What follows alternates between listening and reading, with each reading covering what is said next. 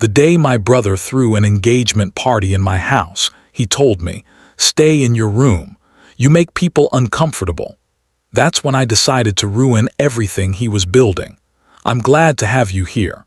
Follow my story until the end and comment the city you're watching from so I can see how far my story has reached. My name is Walter Grayson. I'm 68 years old. I've lived in this house for more than 40 years. I built it with my wife, Martha.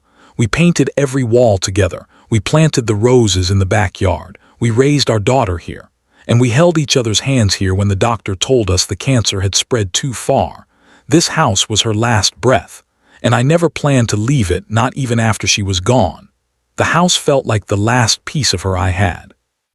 That's why I let my younger brother Paul move in when he lost his job and needed a place to stay.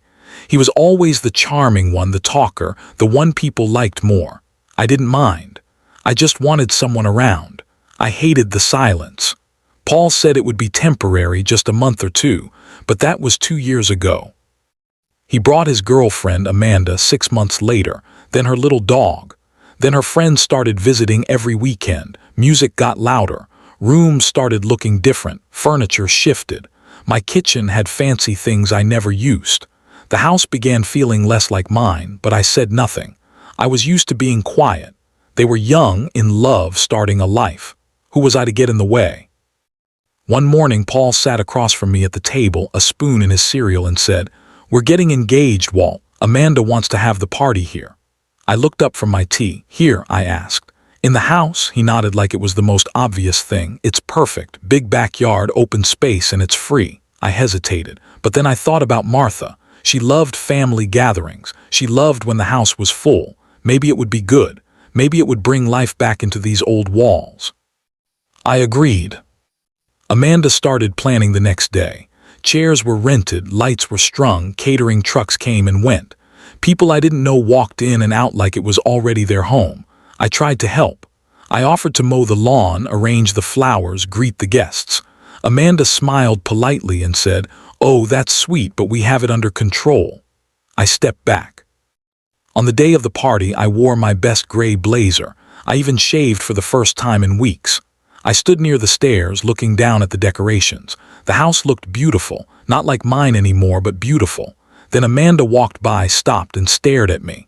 "Walter," she said, "could you maybe stay in your room tonight? No offense, but some of our friends might feel awkward. You know, old people vibes." She laughed like it was a joke, but Paul didn't laugh. He just looked away. That hurt more. I went upstairs slowly. Every step felt heavier than the last. I sat on the edge of my bed and stared at the door, then I closed it, but I didn't lock it. I sat there for hours, listening to music, laughter, glass clinking. Someone spilled something and I heard them giggle. Someone played the piano Martha used to love. I closed my eyes. I wasn't sad. I was angry, quiet anger, the kind that grows deep and steady. Halfway through the night, I opened the drawer by my bed. Inside were the house papers, the will, the ownership documents. This house was mine. My name was on every line. Paul never asked. He assumed it would be his someday, but I never promised him anything. I held the papers like they were weapons. I knew what I had to do. Before the party ended, I watched them from the upstairs window. Amanda kissed him. Fireworks popped in the air. They looked like a perfect couple. Everyone smiled. Everyone except me. I smiled for a different reason. They thought I was just an old man with nothing left to offer. They were wrong. They had just made the biggest mistake of their lives, and I was going to make sure they never forgot it. I didn't sleep that night. I sat by the window until the last car drove away. The string lights were still glowing in the backyard. Empty glasses sat on my porch. Balloons tied to the railing swayed in the soft wind. I looked at it all and felt nothing. Not sadness, not heartbreak. Just a cold, steady feeling deep in my bones. Something had snapped inside me, and I knew it couldn't be fixed. That's when I folded the house papers, put them inside an old leather folder, and placed it into a small suitcase with the rest of my most important things. A picture of Martha, a pair of cufflinks my father gave me, my war medals, and a set of keys Paul didn't know existed. It was time to leave. At 6 a.m. I walked downstairs. Amanda was asleep on the couch, half covered in a throw blanket, makeup still on, one shoe off. Paul was in the recliner with his mouth wide open, snoring. I looked around the house one last time. Every photo on the wall was of them now. Their vacations, their dog, their smiles. It wasn't my house anymore. They could have it for now. I quietly walked out, locked the door behind me, and dropped the spare key into my jacket pocket. I didn't leave them a note. I didn't owe them one. I booked a room at a small roadside motel just outside town. The place smelled like cigarette smoke and lemon cleaner, but it was quiet. The clerk didn't ask questions. I paid in cash. For the first 2 days, I didn't do anything. I sat in that room and thought. I replayed Amanda's words again and again in my head. Stay in your room. You make people uncomfortable. Every time I heard it, I felt something burn hotter inside me. By day 3, I took a bus into the city and found a notary office. I made certified copies of the house documents. Then I walked into a lawyer's office, sat down across from a young man in a navy blue suit and said, I want to make some changes. We went through everything. Ownership, inheritance, rights, taxes. I explained how Paul moved in, how I had taken care of that house for 40 years, how they threw a party in my home and told me to stay hidden like some embarrassing secret. The lawyer didn't speak much. He just nodded and kept writing. When he finished, he said, we can take care of all of this. Quietly, you'll be protected legally and they won't see it coming. I shook his hand. For the first time in weeks, I felt alive. I didn't call Paul. I didn't answer his texts. He sent a few asking where I went. He thought I was just being emotional, that I'd get over it. I didn't reply. A week later, he sent one more. Hope you're okay. We're planning the rehearsal dinner next month. Let us know if you're coming. That one made me laugh. I didn't respond to that either. In the weeks that followed, I made quiet moves. I sold an old piece of land I inherited years ago and bought stocks recommended by my lawyer's contact. I moved the rest of my savings into a secure account. I bought a small condo with cash, 1 bedroom, modern, clean, with a view of the river. I didn't want anything big, just something that was mine and only mine. I also rented a small office downtown and registered a business under my name, Grayson Property Solutions. I wasn't really planning to work, but the name served a purpose. It made me look like someone important, someone in charge, because I was. Back at my old house, Paul and Amanda lived like kings. I kept an eye on things. A friend of mine from church lived 2 blocks away and would send me photos sometimes. I saw Amanda painting the porch a bright blue. I saw Paul turning my workshop into a game room. I saw parties almost every weekend. More lights, more people, more strangers. It was like they believed they had already inherited the place. But they hadn't, not even close. 3 months later, I walked into the county office with my documents in hand. It took a few hours, but by the end of the day, I had filed every legal paper needed to put the house on the market. The sign went up the next morning. Paul didn't know because I didn't put it in the yard. I had it listed privately with a high-end realtor who scheduled showings quietly, one by one. I waited and watched. One morning, Paul called. This time I answered. "Walt, you're alive," he joked. "Where have you been?" I said, "Busy." He laughed. "Well, I hope you're not still mad about the party. You know Amanda didn't mean anything by that." I stayed silent. He kept talking. "Listen, we've been handling things around here. Took care of a few bills, did some upgrades. Feels good, you know." I smiled to myself. "Glad to hear it," I said. "Hope you enjoy it while it lasts." He paused. "What's that supposed to mean?" I hung up. That afternoon, he saw the first family touring the house. A man and woman walked around the front porch, looked through the windows, pointed at the trees I planted. Paul was confused. Amanda came outside, furious. They had no idea what was happening. They called me 10 times. I didn't answer. Then they showed up at the lawyer's office, demanding answers. The lawyer simply handed them the documents and said, "Mr. Grayson is exercising his rights. You were never on the deed." Paul's face, I heard later, turned pale. Amanda cried in the hallway. I didn't enjoy hurting them. I'm not a cruel man, but I believe in fairness, and they had none of it. I waited patiently for them to call again. This time their tone had changed. They begged. They offered to pay rent. They offered to host a dinner in my honor. Amanda even called me Mr. Grayson like I was her teacher. I listened. Then I gave them an offer. They could stay for 3 more months rent-free, but only if they agreed to work for my company, as janitors. Paul was speechless. Amanda was insulted. "You want us to clean toilets?" she shouted. "After everything we've done," I replied. "You mean after you used my house, disrespected me, and treated me like a burden?" She went quiet. Paul finally said, "We'll think about it." I said, "Don't take too long. This offer expires." The next day they showed up at my office in uniforms. Amanda wore sunglasses to hide her face. Paul avoided eye contact. My secretary showed them the cleaning supply closet and handed them their schedules. They didn't say a word. As they walked past my office door, I stood up and looked them in the eyes. "Welcome to Grayson Property Solutions," I said. "I hope you enjoy your stay."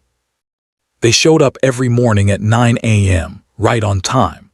Paul used to sleep until noon back at the house, but now he wore a gray uniform with GPS stitched on the chest. Amanda wore plain black shoes, tied tight, and kept her hair in a tight ponytail. They looked smaller somehow. Not physically, but in presence.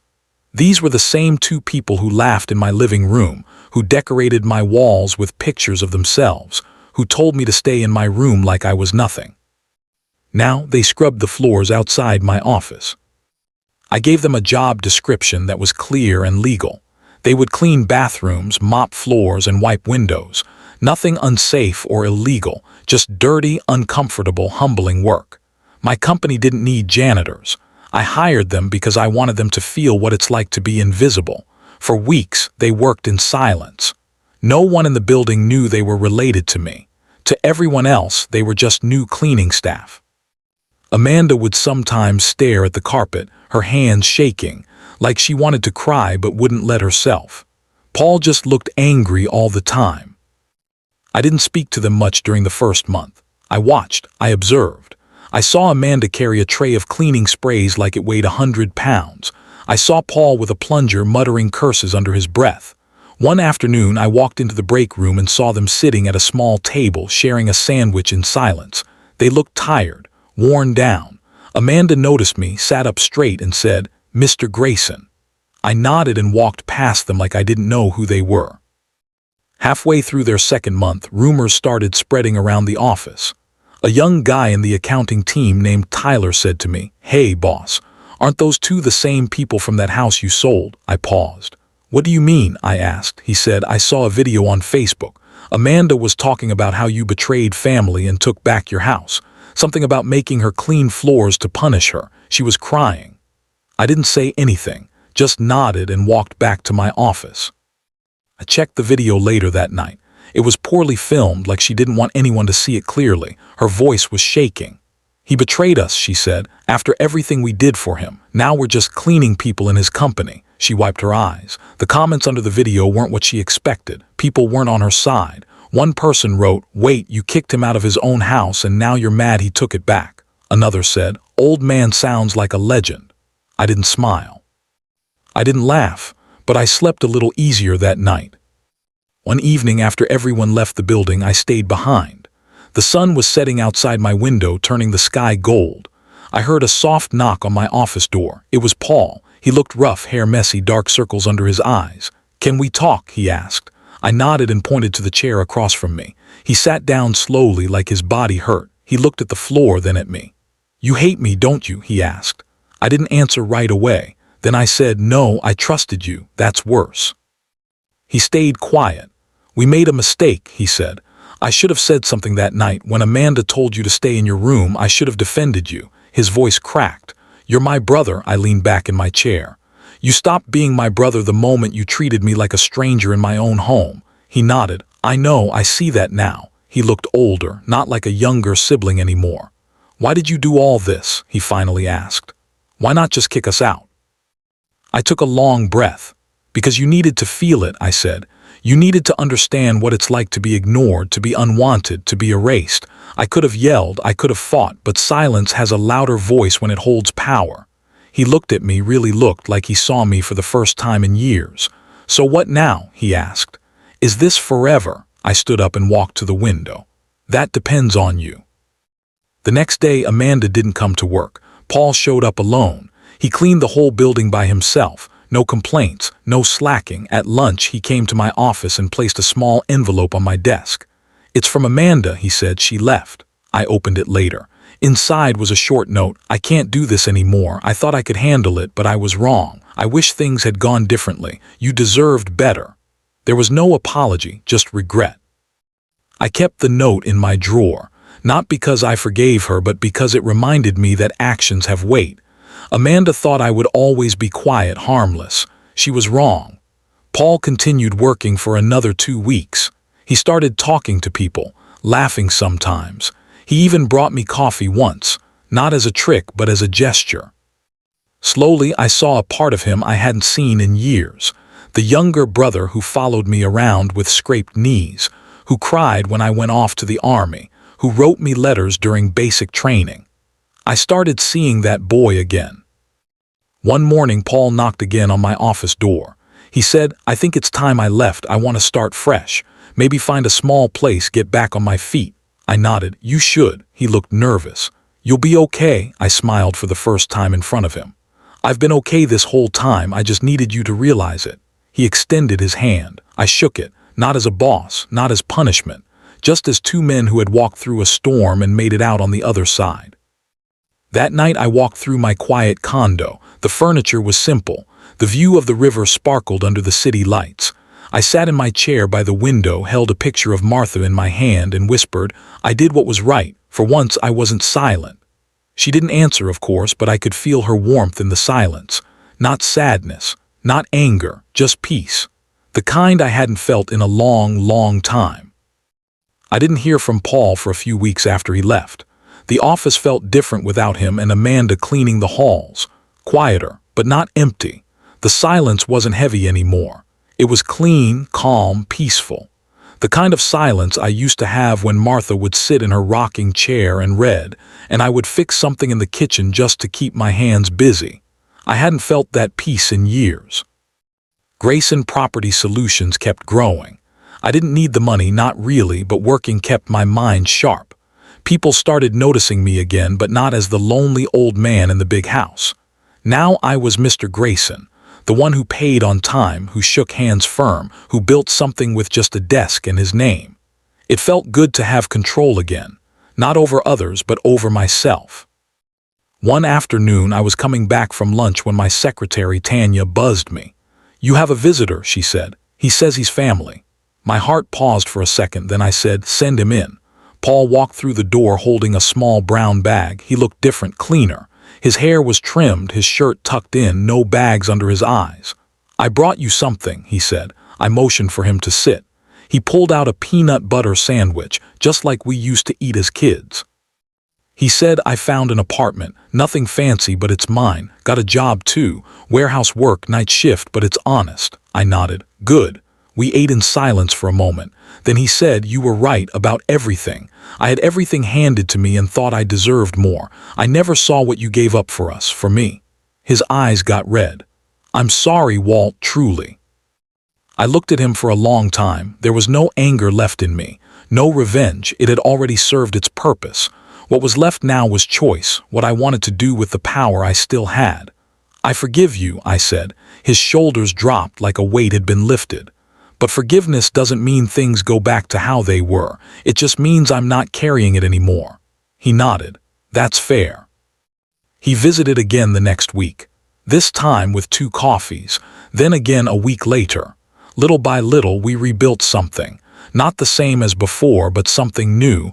I never invited him to stay with me, and he never asked. That balance worked. We both needed our own space to become whole again. But just when I thought life had finally steadied, I received a letter in the mail. No return address. Inside was a short handwritten message. "I hope you're proud. You broke everything. Amanda." There was also a photo of her working at a diner. She looked tired, her face thinner, her hair shorter. For a second I felt guilt, not for what I did, but for what she never understood. She thought I destroyed her life, but I didn't. I just took mine back. That night I walked out to the small balcony of my condo. The wind was cool. Below, the river moved slowly, catching the streetlights on its surface like stars that had fallen into water. I took a deep breath and whispered, "Martha, are you proud of me?" Of course, no voice answered, but I felt something like a warmth on my shoulder.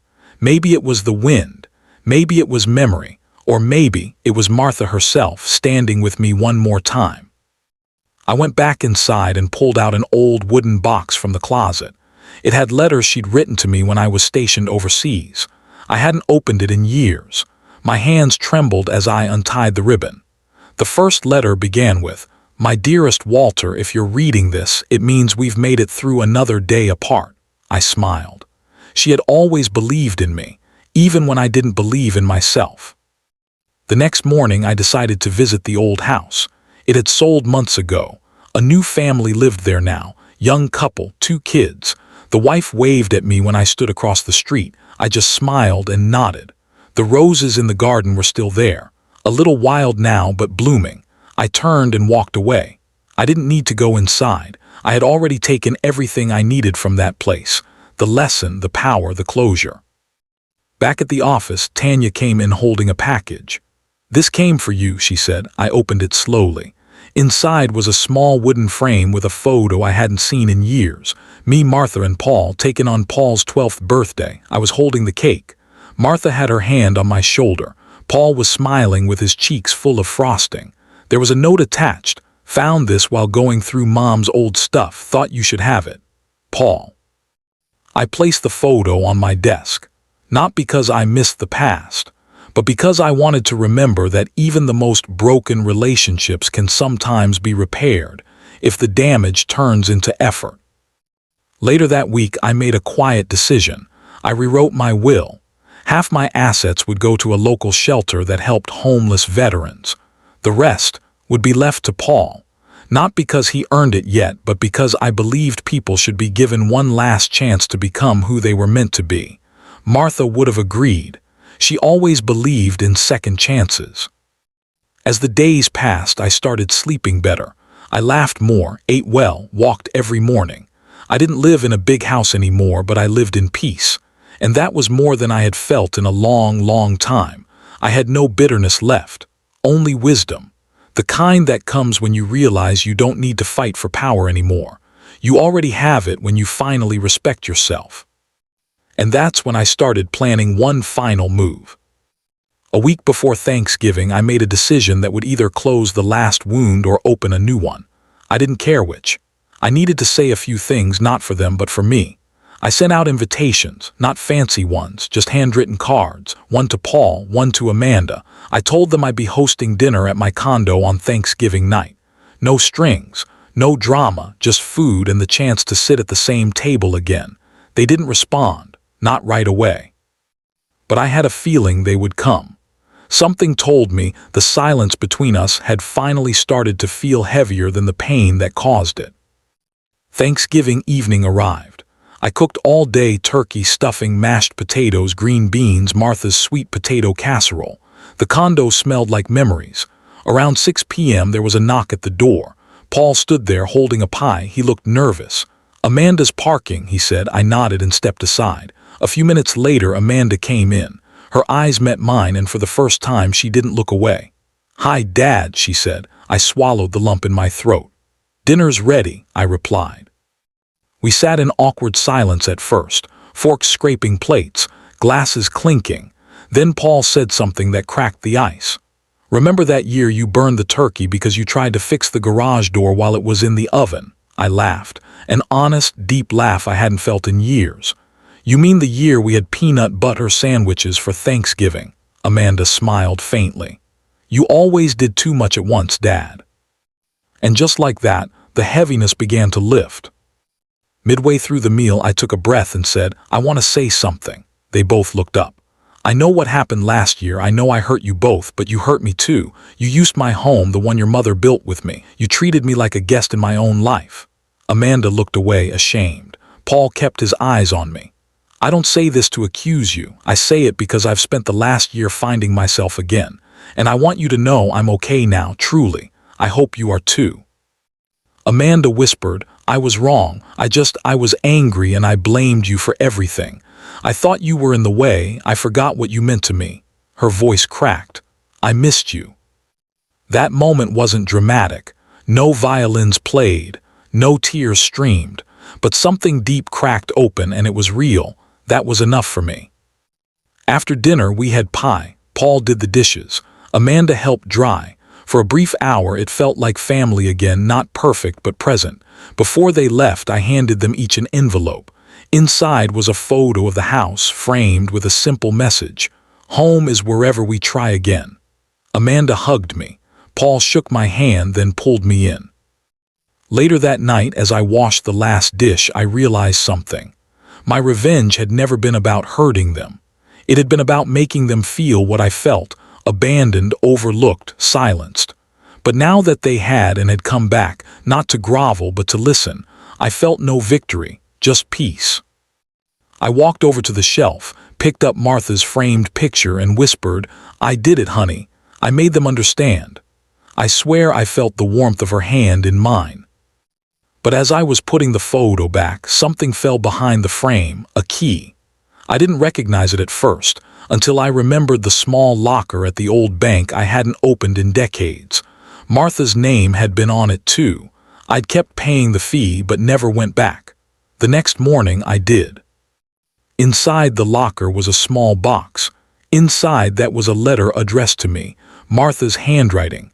My hands shook as I opened it. "Walt, if you're reading this, it means you finally let go of everything. I knew you would. You always had a bigger heart than anyone gave you credit for. This box contains something I wanted you to have when the time was right. When you stopped living in guilt, in silence, in anger. Inside is the deed to a second home I bought in your name. You always talked about retiring by the lake. Now you can. You earned peace. Don't waste it." I sat there in that little bank booth, stunned. Martha had saved me one last time. I looked at the address, Lakewood. Quiet, calm, green. I remembered visiting it once with her in our early years. And that's when I knew. My story wasn't just about being hurt or betrayed. It was about finding my voice again, reclaiming my space, and finally being free. But there was still one thing left to do. The very next morning I drove to Lakewood. The road twisted through pine forests and quiet hills, the kind of scenery Martha used to love. It felt surreal, like I was chasing a ghost or maybe being led by one. I reached the property just after noon. It was a small house, white wood panels, a wraparound porch, and a view of the lake that took my breath away. The silence wasn't empty, it was full. Full of everything I had forgotten I needed. I walked inside. It smelled faintly of cedar and old paper. Dust covered the floor, but it was still beautiful. The walls were lined with shelves, and in the living room was a photo of Martha and me, young, smiling, holding hands on this very porch. She had planned this. She knew. Even back then, she had seen the storm ahead and built me a place where I could heal once the rain was gone. I sank into the old couch and cried, not out of sadness but relief. A man who has been screaming silently for years can't help but cry when he's finally heard. That night I slept like a baby. No nightmares, no restless thoughts, just the sound of the lake brushing the shore. When I woke up, I knew what I had to do. I needed to sell the old house. The one Paul and Amanda had turned into a battleground. I didn't want it anymore. It was no longer my home. It was a symbol of everything I had lost trying to hold on. And more importantly, I wanted to give this house, this place Martha had left for me, a new story. The sale didn't take long. Paul offered to help, but I declined. He respected that. "This one's yours, Dad," he said quietly. Amanda came by once to walk through it. She stood in our old bedroom for a long time and whispered, "I'm sorry, Mom." Then she hugged me, and I knew she meant it. With the sale complete, I moved to Lakewood permanently. The neighbors were kind but kept to themselves, just the way I liked it. I started fixing up the place, repainting the porch, trimming the trees, organizing the books Martha had collected. It gave me purpose. I even adopted a dog from the local shelter, an old golden retriever named Max. He followed me everywhere and loved napping under the sun. But healing doesn't mean forgetting. I still thought about the day they threw the engagement party in my house, how they laughed while I sat behind a closed door, how Amanda's fiancé had the nerve to thank me for staying out of the way, how my own blood had made me feel like I was a burden. It wasn't just about the event, it was what it revealed. that somewhere along the line I had become invisible. But not anymore. One afternoon, months later, Paul called. He sounded hesitant. "Dad, Amanda and I were planning to visit, if that's okay." I said yes. They arrived with small bags and cautious eyes. The house had changed me. I could feel it. I wasn't the same broken old man they had last seen. We had dinner out on the porch. Max rested at my feet. The lake shimmered in the golden light. Amanda finally asked, "Why didn't you fight back harder when we pushed you out of your own house?" I looked at her and said, "Because I wasn't afraid of being alone. I was afraid of losing my dignity in front of my children." Paul swallowed hard. Amanda looked down. "We thought we knew everything," she said. "We were so sure we were right about you, but we never asked how you felt. We just used you." "I let you," I replied, "and I won't ever do that again." It wasn't harsh. It wasn't angry. It was a promise to myself. Amanda nodded slowly. "I want you to know I've ended things with Mark," she said. "The man who told you to stay in your room. That was the moment I started seeing him for what he really was. That night broke more than just our family." Paul added, "I've started therapy. I realize I spent so long trying to be strong that I became cruel. I copied Dad's silence and forgot how to listen." He looked me in the eyes. "I see you now, not just as our father, but as a person." I didn't say anything, just nodded. That was enough. Before they left, Amanda pulled out a folded note. "I found this in Mom's old things. I think she meant it for you, but I needed to read it too." I opened the letter. "Walt, if the kids ever forget your worth, remind them gently. But if they don't listen, walk away with your head high. You were never meant to beg for love. You were meant to be celebrated." I folded the note and held it close. They drove away shortly after. The lake returned to its quiet state. Max looked up at me and wagged his tail. I sat on the porch, took a deep breath, and finally felt what I had been chasing for so long: freedom. But before I went inside, I received a text from an unknown number. "Mr. Grayson, this is Mark. I think we need to talk. I've made mistakes. Please hear me out." I stared at the screen, then turned off the phone. That night after Mark's message, I sat alone by the fire with Max snoring at my feet. The flames cracked gently, casting soft shadows across the living room walls. I held Martha's letter again and read it one more time, as if her words might sound different now. But they didn't. They still felt true. They still gave me peace. I didn't reply to Mark. I didn't block him either. I just let his message sit there. I had nothing more to give that man. He didn't deserve my time, not anymore. The next morning, I took a slow walk down to the lake. I wore my thick flannel coat, the one Martha used to call my lumberjack disguise. The air was crisp, the sky was pale blue, and a few orange leaves danced across the dock. I looked out at the water and thought about how far I'd come. From being told to stay in my room in my own house to standing here, completely free, with no one telling me what to do. I wasn't angry anymore. That part of me had burned away like old paper. Now I just felt calm, clear. I had turned the page on a chapter I never thought I'd escape. Amanda came back 2 weeks later, this time alone. No Mark, no flashy clothes. She wore jeans and a sweater and had her hair tied back the way she used to when she was little. She helped me clean out the shed. We laughed when she found an old photo of her holding a fish bigger than her head. I cooked dinner and she set the table. Afterward she said, "Dad, I want to ask something crazy." "Go ahead," I said. "I want to get married again, someday, but I want it to be different, quiet, real, and when I do, can we have it here, at the lake, just a few people, no lies, no showing off, just family." I looked at her, this grown woman who once told me to stay in my room, and I saw someone who had finally started to understand what mattered. I smiled. "If I'm still breathing, you've got a venue." She hugged me tight. That hug didn't fix everything, but it said what words couldn't. It said, "I see you now, I'm sorry." Paul visited too. He helped me repaint the back deck. We didn't talk much, but that was okay. Sometimes healing isn't about talking. Sometimes it's just about showing up. He left me a small box before driving back. Inside was a hand-carved plaque that read, "The man of the house, Walter Grayson." I hung it right above the door. Winter rolled in not long after. Snow blanketed the cabin roof and the lake froze over. I started writing again, short stories, memories, thoughts, just for myself. One night I typed out my entire story, the engagement party, the betrayal, the loneliness, the rediscovery. Then I created a YouTube channel. I titled the video, "They used my house for their engagement party, then told me to stay in my room." I looked into the camera and began. My name is Walter Grayson. I'm an old man with a long story, and if you've ever been made to feel small, silenced, or pushed aside, you might want to hear this. I was invisible once, but not anymore. I told my story beginning to end, simple words, honest truth. I didn't try to sound wise or poetic. I just said what happened. In the middle of the video, I smiled and said, "By the way, if you're watching this, go ahead and like the video and subscribe.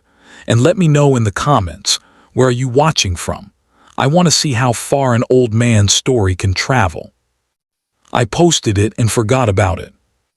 A week later, it had over 300,000 views. Comments flooded in from Texas, New York, Florida, even overseas. Strangers said they cried. Others said they saw themselves in me. One man wrote, "You helped me forgive myself." A young woman said, "My dad showed me this. We watched it together. Thank you." People saw me. They heard me. After years of being told to stay quiet, to stay in my room, the world was finally listening. That was all I ever wanted. Not fame, not revenge, just to be seen. Today, I sit on the porch with Max curled up beside me. Amanda's planning a new wedding here at the cabin for next spring. Paul visits every month now.